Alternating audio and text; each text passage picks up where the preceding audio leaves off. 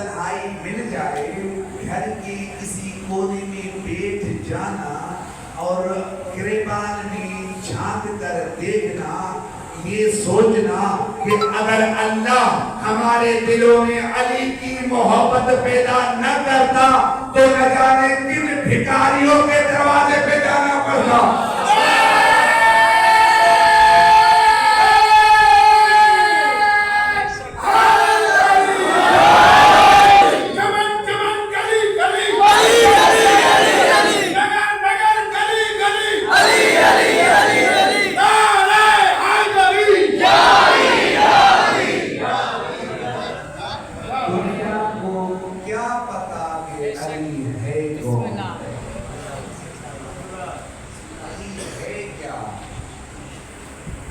جس کے شان کے قصیدوں کا نام قرآن ہے۔ ویسے اللہ کی کائنات میں بہت سارے معجزے ہیں، بہت سارے معجزے، بسم اللہ، اور ان معجزوں میں عظیم ترین معجزے اللہ کے دو ہیں۔ ایک معجزے کا نام ہے صامت قرآن، اور دوسرے معجزے کا نام ہے نعت کے قرآن۔ دنیا والوں نے پوری کوشش کی کہ ہمارے گھروں میں قرآن محفوظ پڑا ہے، ہم نے دکان سے خریدا تو ہے، کبھی پڑھتے نہیں۔ یہ دکھ کی بات ہے۔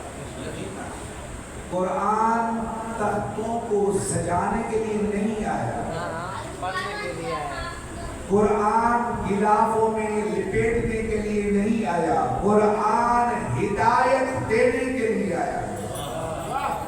اچھا میں چھوٹی سی یہاں پر مثال دوں، پھر اپنے موضوع پہ آؤں۔ اگر آپ میں سے کسی کے پاس، پلیز تھوڑا میں اس مفہوم کو سمجھیے گا کہ میں یہ ایک بڑا سبق دینا چاہ رہا ہوں۔ اگر آپ لوگوں میں سے کسی کے پاس وزیر اعلیٰ کا میسج آ جائے، ماشاءاللہ وہ تو انگلش پڑھے ہوتے ہیں، بہت ساری انگلش آتی ہے، بھلے کلمہ نہ بھی آتا ہو لیکن انگلش بہت آتی ہے۔ قومی اسمبلی میں میں نے جو کلمہ اور قل هو اللہ پڑھتے میں نے سنا ہے، انگلش بہت زیادہ آتی ہے، جیسے ہے ہی انگریز کی نسل، ویسے بھی انگریز کی نسل ہے۔ وہ لکھتے ہیں انگلش میں لیٹر، اور ماشاءاللہ آ جائے بانیہ نے مدینۃ العلم امام بارگاہ کے پاس وہ لیٹر بھیج دے انگلش میں، تو بانی کیا کرے گا؟ کرے گا کہ میرے پاس وزیر اعلیٰ جناب کا لیٹر آیا ہے، تو میں تو اتنا پڑھا ہوا نہیں ہوں، کسی ایسے کے پاس لے جاؤں جو صحیح طریقے سے انگلش جانتا ہوں۔ وہ لے جائے گا ادھر، اور وہ اگر میری طرح ہوگا تو وہ ٹوٹی پھوٹی انگلش جانتا ہوگا اور پڑھ کے سنائے گا، خود میں نہیں ہوگا، پھر کہے گا نہیں مجھے کسی اور کے پاس جو اچھا پڑھنے والا ہے، توجہ کیجیے گا، جو اچھا پڑھنے والا ہو، جو مجھے سمجھائے کہ وزیر اعلیٰ نے لکھا کیا ہے، اسی لیٹر میں لکھا کیا ہے، کوشش کرے گا کہ میں اچھے سے اچھے پڑھنے والے کے پاس جاؤں جو مجھے سمجھائے کہ لکھا کیا ہے اس میں۔